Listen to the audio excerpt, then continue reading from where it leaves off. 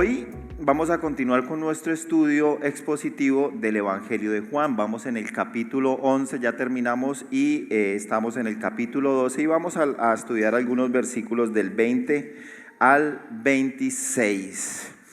Y quiero hablarles de algo. A veces es sorprendente cuando, o esos misterios de la naturaleza, ¿no? Eso que ha creado Dios y cómo algo tan pequeñito como una semilla.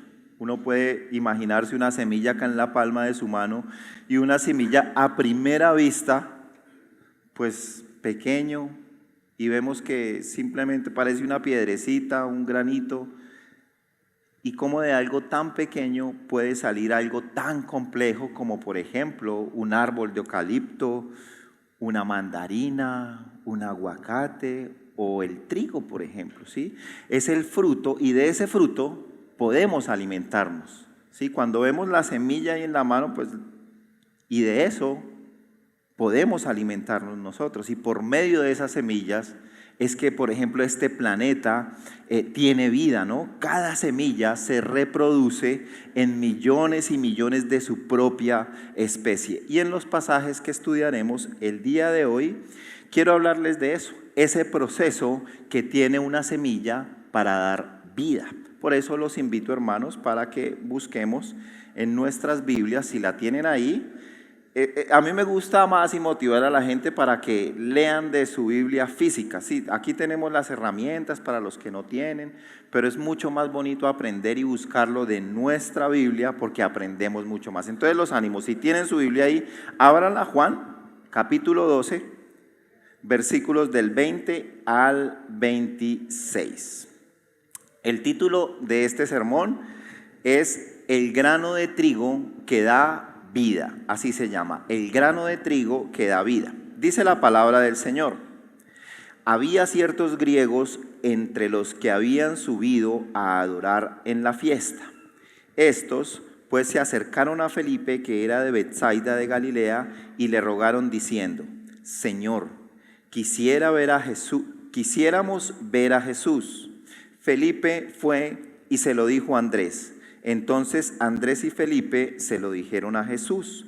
Jesús les respondió diciendo: ha llegado la hora para que el Hijo del Hombre sea glorificado. De cierto os digo que si el grano de trigo no cae en tierra y muere, queda solo, pero si muere, lleva mucho fruto. Versículo 25.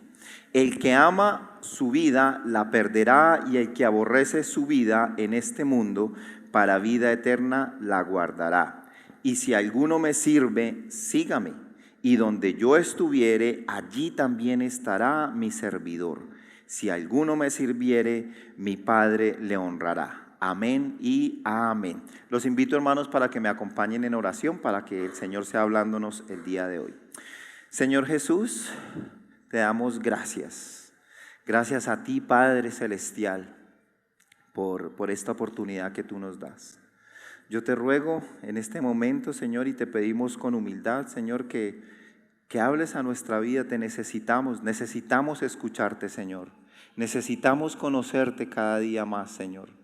Te pido hoy, Señor, que tú me permitas hablar a esta iglesia, Señor. Que tu Espíritu Santo me guíe, Señor, a enseñar tu palabra de la manera correcta, Señor. Guíame en todo momento mientras predicamos tu palabra. Señor, ponemos esta reunión, este culto en tus manos y te damos gracias en el nombre de Jesús. Amén y amén. Como primer punto quiero tratar el tema: yo quiero conocer a Jesús. Y por eso voy a repetir los primeros dos versículos. Había ciertos griegos entre los que habían subido a adorar a Jesús a la fiesta. Estos pues se acercaron a Felipe, que era de Betsaida de Galilea, y le rogaron diciendo: Señor, quisiéramos ver a Jesús. Felipe fue y se lo dijo a Andrés. Entonces Andrés y Felipe se lo dijeron a Jesús. Debemos primero, hermanos, notar que este relato que está hablando de aquí estos griegos no se encuentra en ninguno de los otros evangelios.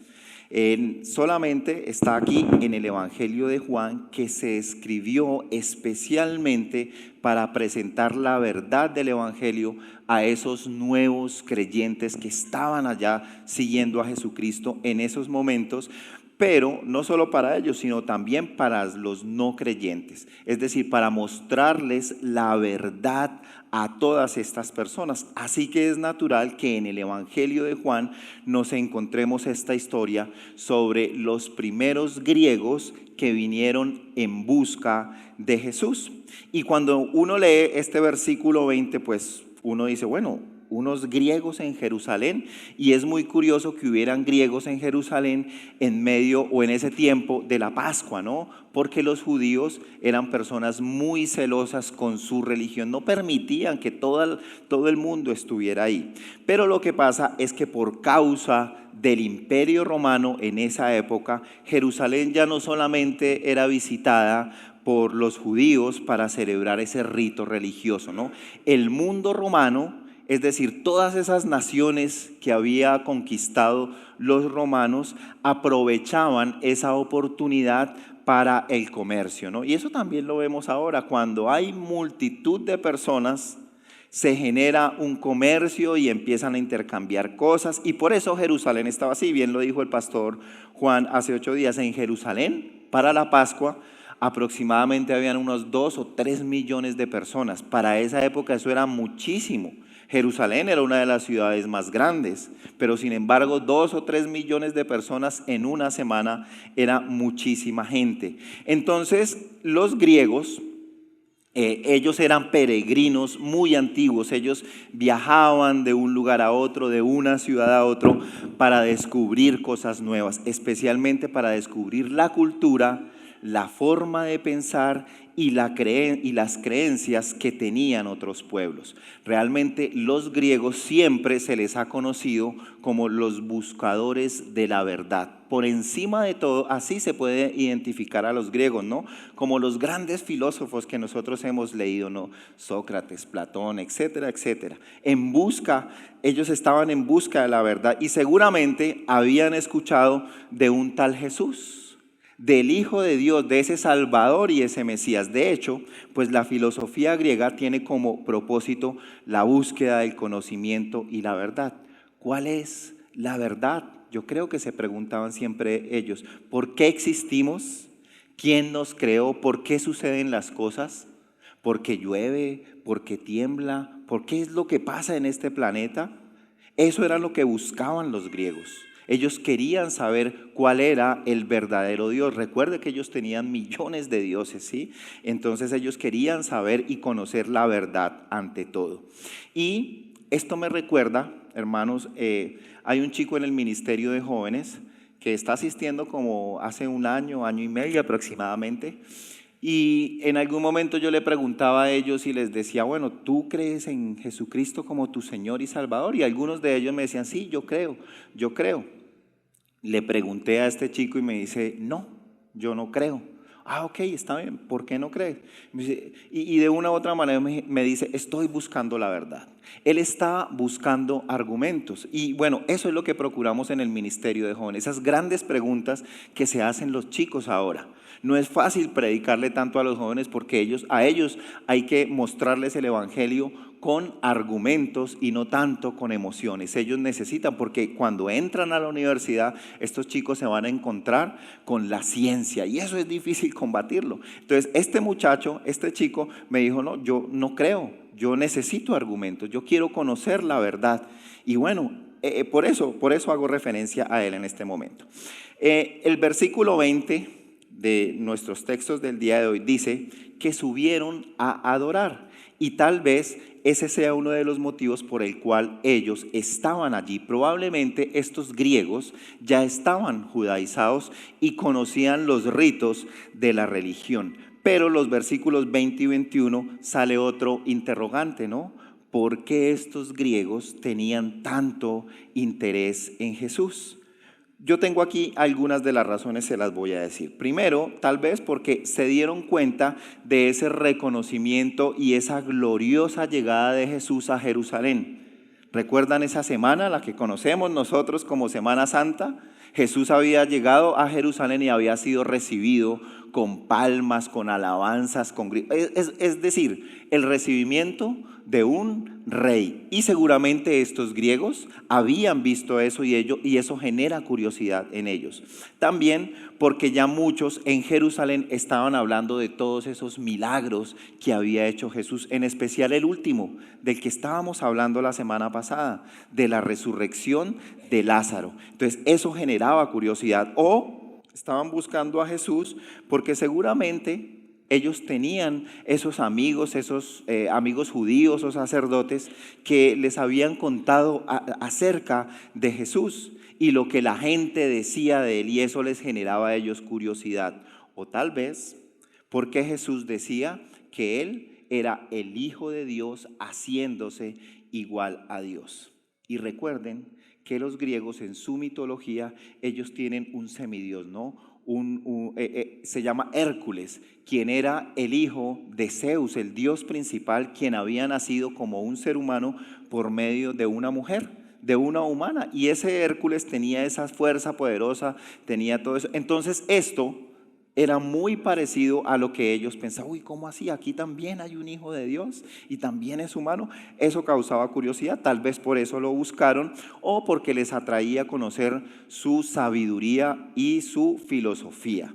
Entonces, esas son las posibles causas que uno puede pensar de por qué unos griegos estaban buscando a Jesús. Los judíos, para creer en Jesús, ¿qué decían? Queremos ver milagros, muéstranos qué puedes hacer, ¿cierto? Pero los griegos en estos versículos que dijeron, queremos ver a Jesús. ¿Ven la diferencia, hermano? El pueblo de Israel quería ver milagros. ¿Qué nos puedes dar? ¿Qué puedes hacer? Pero en cambio los griegos querían ver a Jesús. Los judíos querían milagros, los griegos querían ver a Jesús. Primera de Corintios 1, versículo 22 dice: pero los judíos piden señales y los griegos buscan sabiduría. ¿Y qué diferencia, no? Los judíos se conforman con ¿qué tienes para darnos, Señor? ¿Qué nos puedes dar?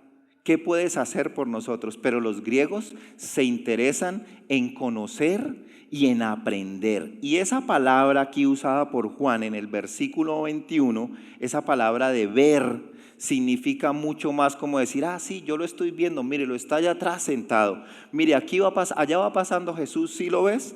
Significa más que eso, significa hablar con Jesús, significa preguntarle, entrevistarse con Él, tener una relación con Él. Y hay una gran diferencia entre ver pasar a Jesús y hablar con Él, relacionarse con Él. Eso nos puede pasar a muchos de nosotros. Escuchamos a Jesús, ¿cierto? Venimos acá a la iglesia, pero no tenemos una experiencia con Jesús. Voy a la iglesia, pero no pasa nada. No hay una relación con Él. No hay una relación con Jesús. ¿Con cuál de ellos se compara usted? ¿Como los judíos o como los griegos? ¿Con cuál de ellos? Algunos queremos ver todo lo que Dios nos puede dar, ¿cierto? Pero no queremos conocer al Dios que lo puede hacer, que puede hacer todo esto. Entonces, querida iglesia, creo que es un deber como cristianos tener esa actitud de querer conocer más a aquel a quien decimos seguir. Si nos decimos cristianos, ¿por qué no lo conocemos más a Él? ¿A quién estamos siguiendo? ¿Sí? Ese deseo de aprender más de Jesús, pero no superficialmente, no solo, sí, yo conozco a Jesús, yo lo he visto. Es como algunos como nosotros. Yo a algunos de ustedes los conozco más porque he tenido una relación más íntima, hemos tomado café, hemos charlado, lo mismo ustedes. Pero nuestra relación con Jesús no debe ser solamente, sí, yo lo conozco, Él vaya a la iglesia. Nuestra relación con Jesús debe ser más profunda. Efesios 3, versículo 18, y lo voy a leer en Nueva Traducción Viviente porque me parece que lo explica un poco más. Dice: espero que puedan comprender como corresponde a todo el pueblo de Dios, cuán ancho, cuán largo, cuán alto y cuán profundo es su amor. Eso es lo que dice el apóstol Pablo acá, el escritor de los Efesios, que conozcamos a Dios en toda esa dimensión, lo alto, lo profundo, lo ancho. Y yo les pregunto, ¿conocemos a Jesús de esa manera o solamente superficialmente? ¿Somos como los griegos que queremos buscar esa sabiduría de Dios o simplemente estamos esperando como los judíos qué puedes hacer por nosotros? Y eso es lo que significa ver a Jesús. Eso era lo que querían esos griegos. Estos griegos quizá eran convertidos ya a la fe judía, y es posible que hayan buscado a Felipe porque a pesar de ser judío, su nombre era griego. Felipe significa amante de caballos, y tal vez por eso es que pensaron que uno de ellos, una persona que se llamara así, podría tenerse como más confianza con ellos. Sin embargo, cuando le preguntaron a Felipe, pues él no sabía qué hacer, entonces fue corriendo a donde Andrés. Pero este sí se había dado cuenta de que no había nadie que pudiera ser una molestia para Jesús. Absolutamente. Andrés sabía que Jesús no le volvería la espalda a ninguna persona que lo busca sinceramente. Y en los evangelios podemos encontrar eso, hermanos. En los evangelios podemos encontrar a varias personas que buscaron a Jesús. Por ejemplo, como Zaqueo, uno de los principales publicanos, uno pequeñito que no, por la multitud no podía ver a Jesús, se subió en un árbol de sicómoro y empezó a gritar: Señor, Hijo de David. Y Jesús fue a cenar a su casa. Tenemos a Nicodemo, un sacerdote. Todo ese grupo de sacerdotes que rechazaba a Jesús, pero Nicodemo lo fue a buscar y se entrevistó con Jesús y aprendió, y hablaron sobre la nueva vida que tenían.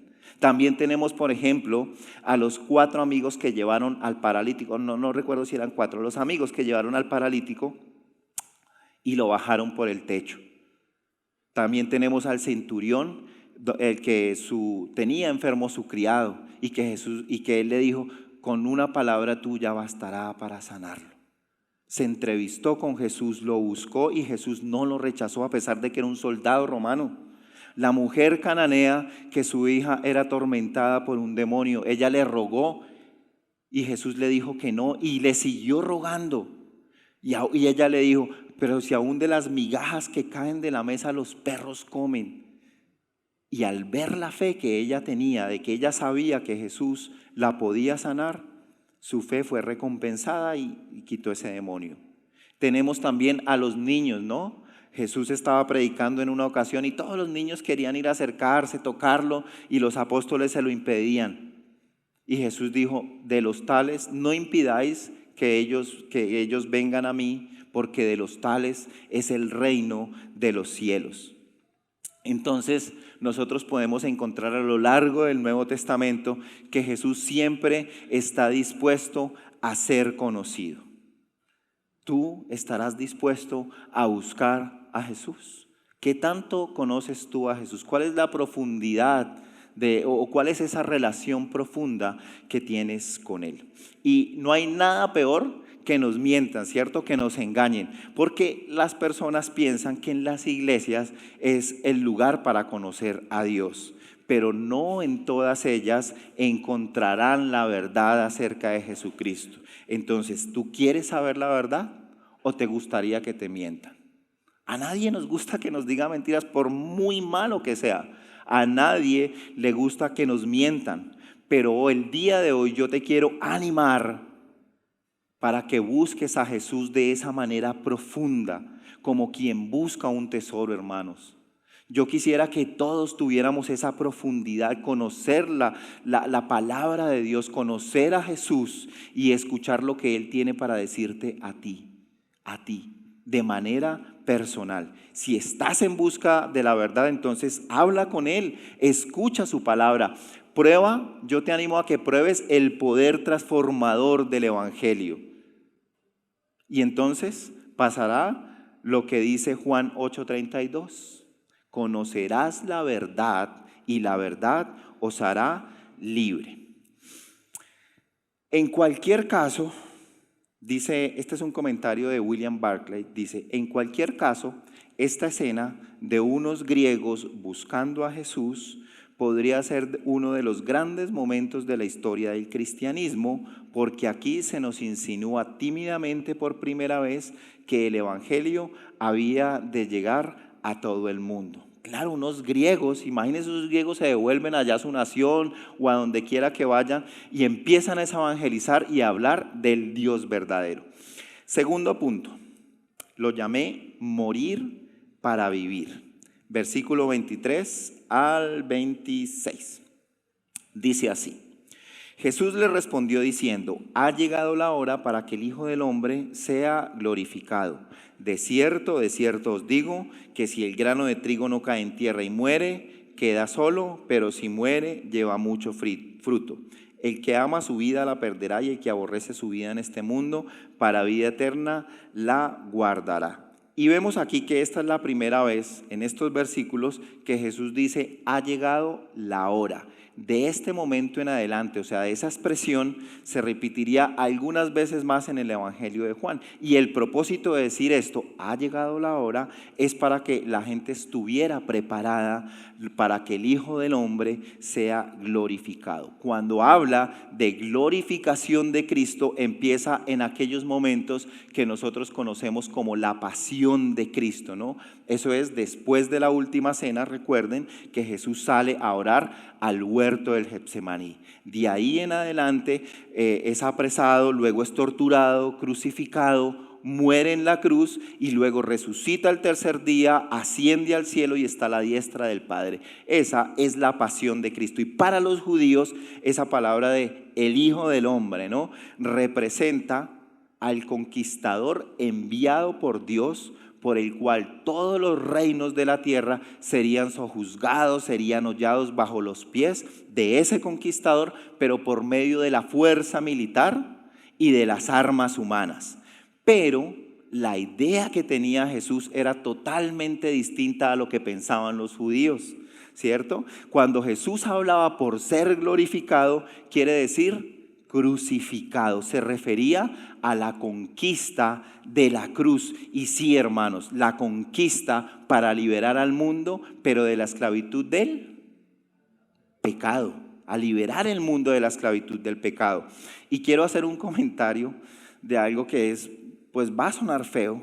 Estaba viendo una información del Papa Francisco, en el cual dijo la siguiente herejía: en mi bolsillo siempre cargo dos cosas. Sacó acá, dice, el rosario para rezar, y de otro bolsillito saca un librito con unas imágenes y dice, la historia del fracaso de Dios. Es un vía crucis, dice, como Jesús fue condenado a muerte y fue sepultado. Y dice, con estas dos cosas me las arreglo como puedo. El fracaso de Cristo. El fracaso, hermano, eso es blasfemia. Mire lo que dice la palabra, Colosenses 2:15. Y despojando a los principados y a las potestades, los exhibió públicamente. ¿Qué? Triunfando sobre ellos en la cruz, hermanos. Triunfando. La muerte de Cristo en la cruz no fue una derrota, sino fue el triunfo sobre la muerte y sobre el pecado por el cual nosotros somos libres, hermanos. Y eso debemos valorarlo. En el versículo 23, Jesús dice, ha llegado la hora en que el Hijo del Hombre ha de ser glorificado, ¿no? Entonces, Jesús, el Hijo del Hombre, usa esa palabra o esa frase unas 88 veces en el Nuevo Testamento. Y podemos encontrar ahí dos significados de esa frase. El primero es una referencia a una profecía que encontramos en el libro de Daniel. Daniel 7, versículos 13 al 14. Voy a leerla. Daniel 7, versículos 13 al 14. Miraba yo en la visión de la noche, y he aquí que con las nubes del cielo venía uno como un hijo de hombre, que vino hasta el anciano de días, y le hicieron acercarse delante de él, y le fue dado dominio, gloria y reino, para que todos los pueblos, naciones y lenguas le sirvieran. Su dominio es dominio eterno y nunca pasará, y su reino uno que no será destruido. Cuando Jesús usaba esta frase para sí mismo, él se estaba adjudicando para él esa profecía de el Hijo del Hombre, que en realidad eso quiere decir que es un título mesiánico. Es decir, que esta profecía de Daniel está hablando de Jesús, a quien le fue dado el dominio, la gloria y el reino eternamente. Entonces los judíos de esa época seguramente podían estar muy familiarizados con esta frase y a quién hacía referencia, es decir, sí, al Mesías, a ese Mesías que ellos estaban esperando. Lo que no aceptaban ellos era que Jesús se proclamara a sí mismo como Mesías. Para ellos el Mesías no era Jesús. Y un segundo significado de esta frase de el Hijo del Hombre es que un hijo de hombre, es así de sencillo, un hijo de hombre es un ser humano de carne y hueso. Por ejemplo, Dios llamó al profeta Ezequiel hijo de hombre ahí en su libro aproximadamente 90 veces, pero simplemente estaba llamando a Ezequiel como lo que él era, como un ser humano. Entonces ya podemos deducir, Jesús sí era totalmente Dios, Juan 1:1, pero también era totalmente un ser humano, Juan 1:14. Y en primera de Juan capítulo 4 versículo 2 nos dice, en esto conoced al Espíritu de Dios. Todo espíritu que confiesa que Jesucristo ha venido en carne es de Dios. Amén. ¿Están conmigo, hermanos? No se me duerman. En resumen, esta frase del Hijo de Dios indica que Jesús es el Mesías y que Él es verdaderamente humano. Y recordemos que Jesús está aquí, está dirigiendo sus palabras a aquellos griegos quienes tenían ese pensamiento lleno de esa filosofía, de toda esa ciencia, de su mitología y de su religión. Aún estaba hablando aquí con ellos, que seguramente estaban en busca de la verdad. Y lo interesante es que esos griegos se acababan de encontrar cara a cara con ella, con la verdad. Y Jesús continúa diciéndoles, versículo 24, de cierto os digo, que si el grano de trigo no cae en tierra y muere, queda solo, pero si muere, lleva mucho fruto. El que ama su vida la perderá, y el que aborrece su vida en este mundo para vida eterna guardará. Hermano, esta enseñanza, estas palabras nos recuerdan mucho esas parábolas de Jesús en las cuales ilustraba verdades espirituales por medio de las leyes naturales. Leyes sencillas, tan sencillas como esta, que todo el mundo las podía entender. La ley de la siembra y de la cosecha. Pero ¿por qué Jesús les estaba respondiendo a estos griegos hablando sobre la muerte? Resulta que la muerte para los griegos, según su filosofía más tradicional, era como una extensión de la vida. Cuando nosotros morimos, nosotros decimos, bueno, la vida, o sea, murió la persona y ahí se acaba la vida. Para los griegos no, la vida continuaba aún después de muertos. Entonces, esa acción de sepultar el cuerpo inerte de la persona era para ellos una transición del alma que cuando abandonaba el cuerpo viajaba hasta un lugar. Ellos también tenían el tema del Hades, ¿no? Como el infierno. Y en ese lugar se separaba a los justos, a los espíritus justos de los injustos. Y realmente, si analizamos un poquito mejor este concepto de la muerte de ellos, no está tan lejos de la realidad. Está un poco distorsionado, por supuesto, por sus creencias religiosas, por su mitología. Pero Jesús aquí no les estaba dando una lección o enseñándoles sobre la filosofía de la muerte. Realmente Jesús les estaba dando a entender el propósito de su muerte, de la muerte, de lo que iba a acontecer unos días más adelante. El propósito de la muerte donde Jesús es el grano de trigo. Cuando leemos aquí, si el grano de trigo no cae y muere, queda solo. Ese grano de trigo es Jesús. Y Jesús estaba diciendo aquí tres cosas. Inciso A, que solo por medio de la muerte viene la vida, ¿no? Como les decía, esa semillita de trigo que podemos tener en la palma de la mano germina solamente hasta que tiene ese proceso de caer en la tierra y morir. Y el Señor Jesús se refirió a sí mismo como el grano de trigo. Si no moría, quedaría solo. es decir, gozaría de la gloria del cielo a solas, seguramente con los ángeles, pero no habría pecadores salvos. No estaríamos nosotros allá con Él compartiendo la gloria del cielo, que esa es nuestra esperanza, hermanos. Eso es lo que nosotros morimos, pero ¿para qué morimos? Para estar una vida eterna con nuestro Señor, compartiendo de todas esas glorias y esas alabanzas para Él. Entonces, si no moría, no podría, estaría solo, gozando la gloria del cielo con los ángeles, no habría pecadores. Pero si moría, si ese grano de trigo moría, como realmente lo hizo, proveería un camino de salvación por el cual muchos podrían ser salvos. El hecho de que muchos de los que estamos aquí el día de hoy hemos tenido vida y hemos sido salvos gracias a ese grano de trigo que fue Jesús y que murió por nosotros. Amén. El inciso B, el morir a nosotros mismos traerá fruto a nuestra vida. El morir a nosotros mismos. Y quiero hacer aquí una anotación. Cuando digo morir a nosotros mismos, no quiere decir que Dios nos pida morir a nuestra dignidad, a nuestro valor, a menospreciarnos, a que seremos los títeres de Dios, por ejemplo, o los títeres de los líderes de una iglesia para que hagan con los creyentes lo que quieran, porque como tienen que morir, y muchas veces pasa así, ¿no? Pero no, hermanos, no es eso lo que yo quiero enseñar el día de hoy cuando digo que debemos morir a nosotros mismos.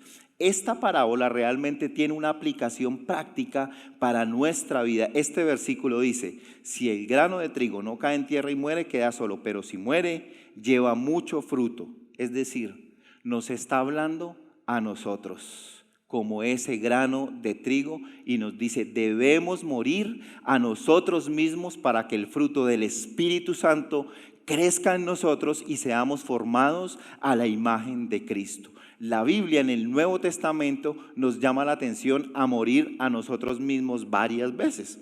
Veamos, por ejemplo, en Filipenses 2, versículo 21, diciendo, aquí hablando el apóstol Pablo a los filipenses, porque para mí el vivir es Cristo y el morir es ganancia. ¿Cuántos podrían decir así?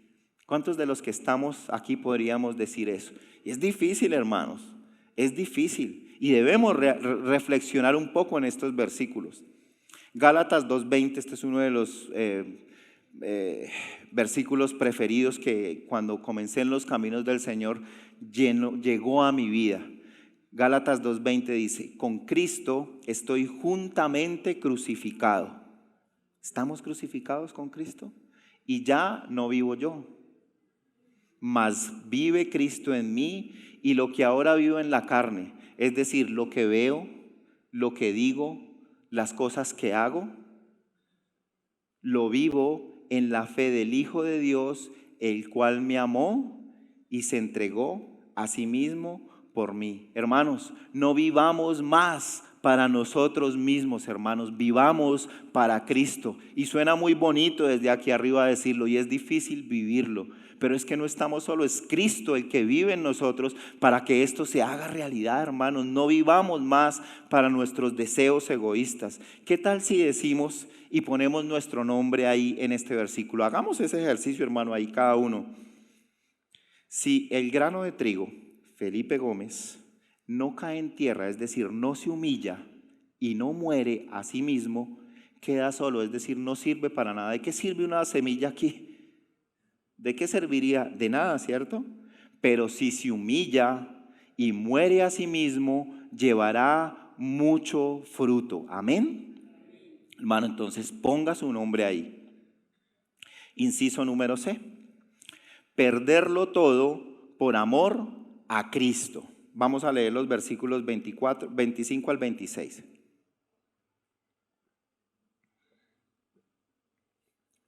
Perderlo todo por amor a Cristo. El que ama su vida, la perderá. Y el que aborrece su vida en este mundo para vida eterna, la guardará. Si alguno me sirve, sígame. Y donde yo estuviere, allí también estará mi servidor. Si alguno me sirviere, mi Padre le honrará. Entonces existen como dos extremos con respecto a la perspectiva que una persona tiene sobre la vida. El primer extremo está en quienes aman su vida y los placeres de este mundo, que siempre están en busca de riquezas y el deseo de tener más, ¿no? Esas personas que tienen un amor excesivo a sí mismos y que no les importa nada más. Y el segundo extremo es que hay aquellos quienes aborrecen su vida y preferirían morir. Y quiero preguntarles, pero pueden responderla, y hago la pregunta de manera equilibrada, como en la mitad de estos dos extremos. ¿Quiénes de los que están aquí aman su vida y dicen, la vida es bonita, la vida es buena, hay que disfrutarla? ¿Quiénes? Yo amo la vida. Y es bueno amar la vida, hermanos, valorar la vida siendo agradecidos con lo que tenemos. Es posible disfrutarla. De hecho, eso es lo que el Señor desea para cada uno de nosotros, ya que fue Él mismo quien nos dio la vida. Disfrutar la vida con su familia, con sus amigos, conocer lugares, ir de vacaciones, tener éxito en los negocios, lograr las metas, objetivos que nos proponemos, tener salud.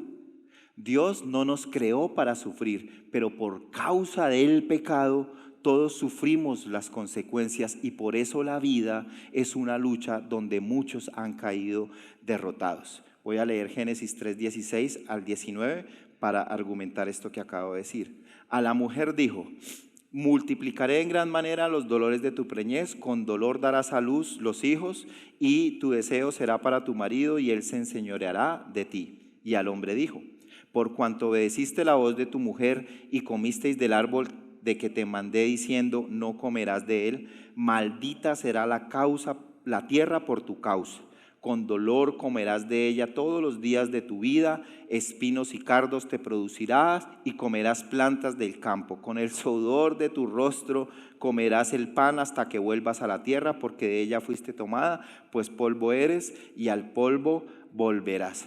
La vida es una lucha, hermanos. La vida no es fácil y ha sido por causa del pecado. Amar la vida y disfrutar la vida es un buen propósito. Podemos tenerlo siempre y cuando, escuchen esto, hermanos, siempre y cuando sea bajo los principios de Dios, en la libertad que tenemos en Cristo y no bajo el libertinaje del pecado. Esa es la manera de disfrutar la vida correctamente. Entonces, ahora la pregunta: ¿quiénes de los que están aquí han aborrecido su vida o la aborrecen? Son esos momentos de la vida en la que vemos como que las cosas no tienen sentido, ¿no? ¿Para qué vivir? Yo no quiero vivir más. ¿Por qué nací? Soy un fracaso, la vida es difícil, prefiero morir. Y de hecho el siervo Job pasó una situación igual, ¿no? Él perdió todo lo que tenía. Yo no creo que acá haya alguno que haya pasado lo mismo que pasó el siervo Job, ¿no? Ninguno. Y sin embargo, él en esa situación dijo: mejor hubiera sido abortado. Imagínense. Pero tanto a cristianos como no cristianos nos ha pasado eso, hermanos. Esto donde la mente como que se nubla, no razonamos correctamente por el desespero y pensamos que sería mejor la muerte. Ese es el otro extremo, ¿no? Pero ninguno de estos extremos es a lo que se refiere el Señor Jesús cuando habla aquí en el versículo 25. Aborrecer su vida, cuando nos dice al que no aborrece su vida, aborrecer su vida quiere decir someter nuestra vida, someter la voluntad propia a la voluntad del Señor. El que aborrece su vida en este mundo no busca amarse a sí mismo, sino amar solamente a nuestro Señor. Mateo 16:24 dice: el que quiere venir en pos de mí, niéguese a sí mismo, tome su cruz y sígame. El Señor está hablando que solamente cuando nos humillamos, cuando sepultamos los intereses y las ambiciones egoístas, es cuando empezamos a serle útiles a nuestro Dios para algo. El morir a los deseos, a la ambición personal pecaminosa, permite que estemos disponibles para Dios. La única manera de no perder la vida es seguir a Cristo y servir a su nombre. Jesús recalcó aquí a estos griegos que el que ama las banalidades de la vida acabará por perderla, y el que entrega la vida y muere a esa vida pecaminosa es el que al final conserva su vida para vida eterna. Mire lo que dice aquí el apóstol Pablo, Filipenses 3, versículos 7 y 8. Pero cuántas cosas eran para mi ganancia. A ver, ¿qué es lo que usted valora, hermano?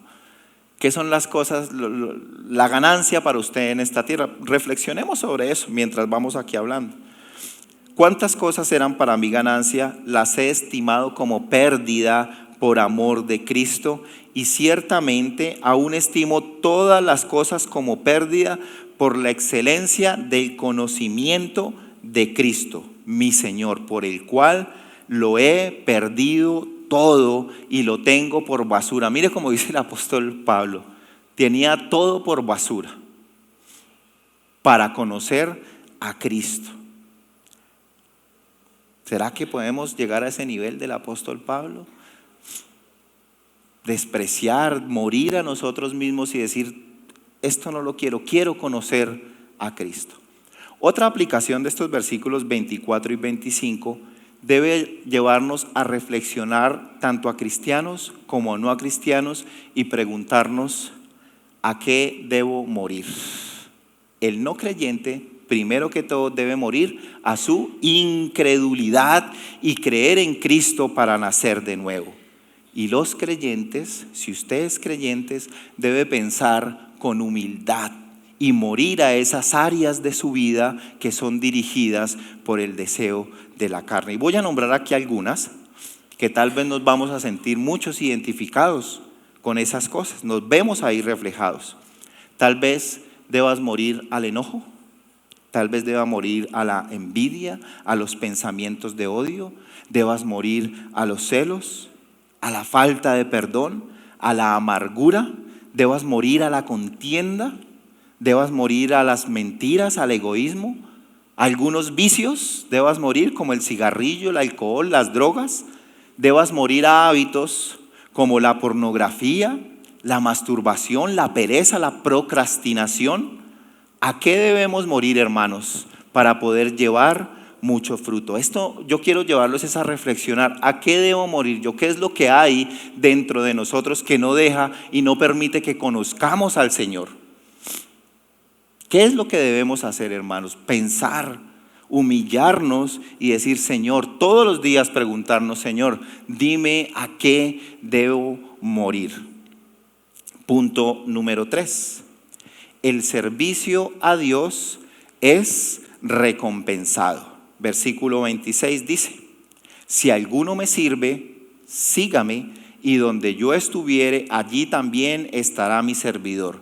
Y si alguno me sirviere, mi Padre le honrará. Ese verbo seguir, del que habla ahí, si alguno me sirve, sígame, tiene un sentido mucho más amplio y nos lleva a pensar un poquito, así como el soldado sigue a su general, ¿no? Como el criado sigue a su amo, como el discípulo sigue a su maestro, como las ovejas siguen a su pastor. Así debe el cristiano seguir a Cristo. ¿Tú sigues a Cristo de esa manera? ¿Seguimos a Cristo de esta forma? Cuando Jesús dice: si alguno me sirve, sígame, quiere decir que hagan lo mismo que yo, lleven fruto por medio del sacrificio de sí mismos.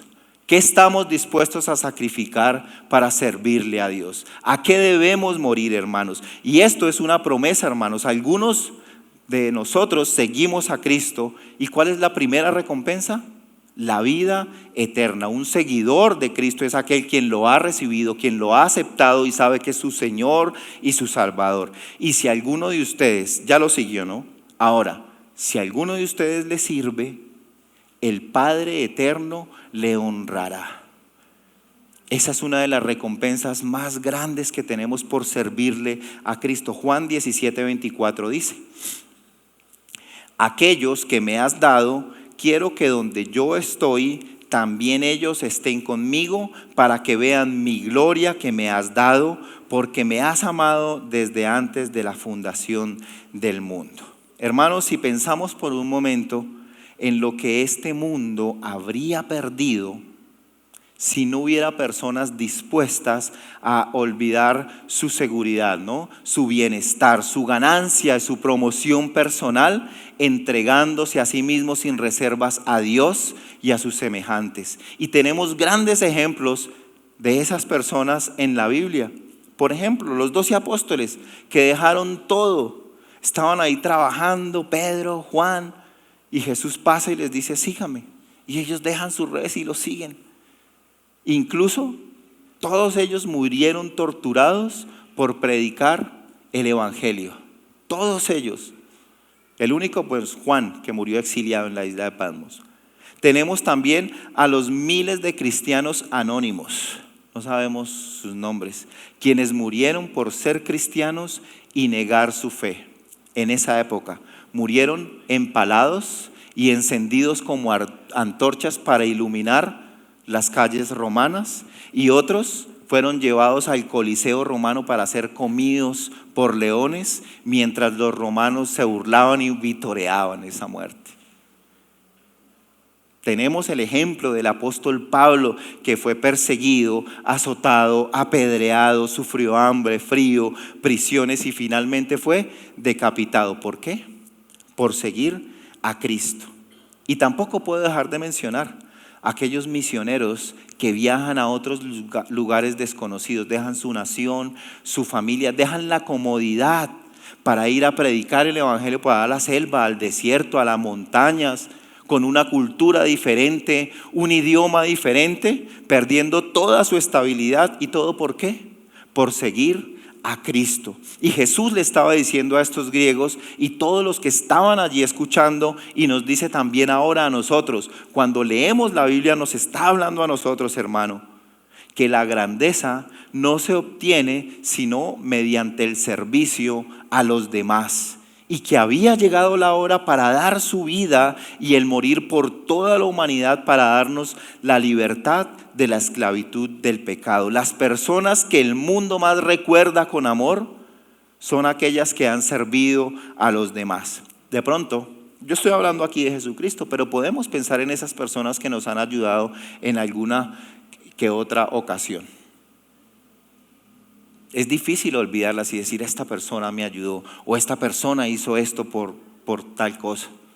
Es difícil, ¿por qué? Porque dan su vida al servicio de los demás, y eso fue lo que hizo Jesucristo. Nunca olvidemos esto, iglesia, porque la predicación debe estar enfocada en últimas a la victoria de la cruz. Debe estar enfocada siempre al evangelio, no a lo que Dios nos puede dar, porque es que ya nos lo dio todo. Debe estar enfocada a la obra redentora en la cruz. Muchos creían que Jesús había venido solamente para los judíos, ¿no? Pero cuando Jesús dijo, si alguno me sirve, sígame, se dirigía también a esos griegos, pero hoy también se dirige a nosotros, hermano. No importa quiénes sean las personas que con sinceridad busquen a Jesús, Él siempre está ahí dispuesto a recibirlos. Su mensaje es para todos, como dice Juan 16, Juan 3, 16, porque de tal manera amó Dios al mundo, ¿no? Ya todos conocemos este versículo. Debemos seguirlo y estaríamos dispuestos a seguir de esa manera. ¿Cuántos estarían dispuestos incluso? Pues no sé si llega a pasar, pero a perder su vida por seguir a Cristo.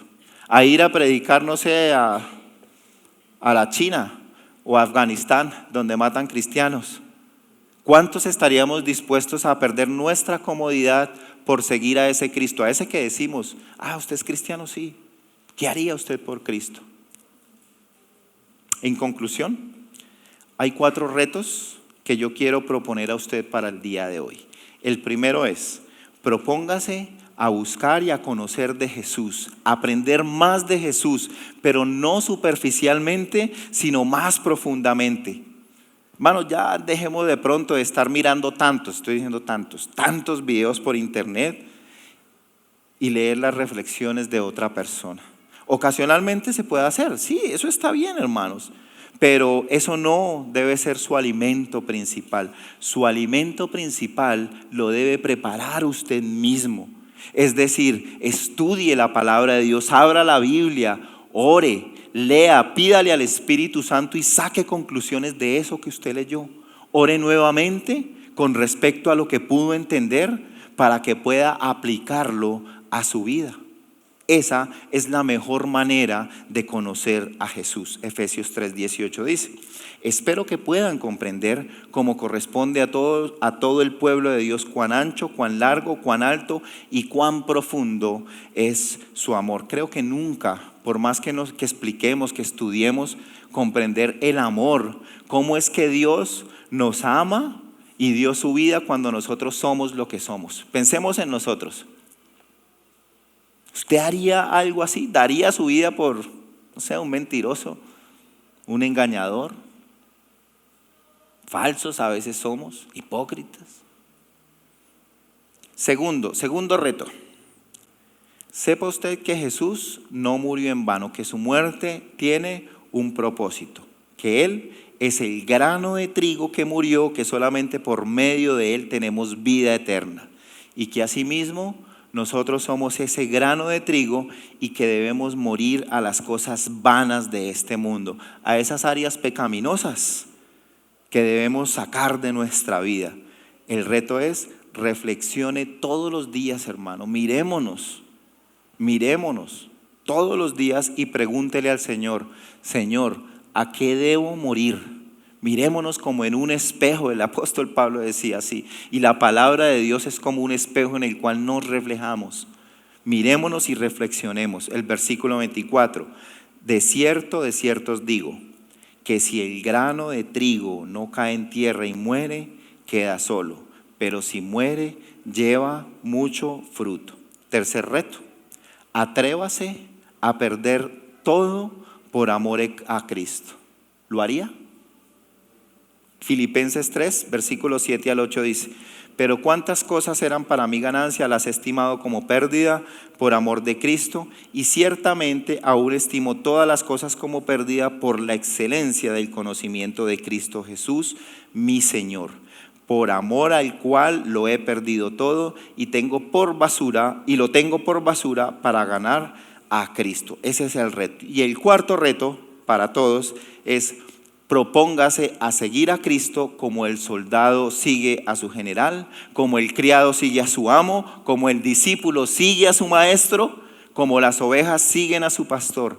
Así deberíamos seguir a Cristo, hermanos. Propongámonos eso. Esos son los 4 retos. Mateo 16:24 dice: si alguno quiere venir en pos de mí, niéguese a sí mismo, tome su cruz y sígame. Amén, hermanos, vamos a orar. Señor bendito, gracias por tu palabra. Señor, gracias porque tú hoy nos has enseñado que tú eres ese grano de trigo que murió y dio su vida por nosotros. Gracias porque muchos somos el fruto de lo que tú hiciste, Señor. Hemos tenido la salvación por medio de ti, Señor. Yo te doy gracias y te pido por toda la iglesia, Señor, que podamos aprender y ser ese grano de trigo, a morir a nosotros mismos, a morir a nuestros pecados, Señor. Llévanos a eso, a arrepentirnos, Señor, a ser transformados por tu palabra, a buscarte cada día más y a seguirte de la manera correcta. Señor, yo te pido con anhelo que todos, Señor, los que me escuchan este sermón el día de hoy, que podamos llegar a tener esta meta y estos propósitos, Señor, en nuestra vida, que todo sea para tu honra y tu gloria, en el nombre de Jesús, amén y amén. Pueden encontrarnos en la página web iglesiaagape.com o también en las redes sociales Iglesia Agape BGA. Estamos para servirles. Espero que de alguna forma ustedes puedan llegar a conocer el amor que sobrepasa todo amor, el amor de Dios, el amor ágape.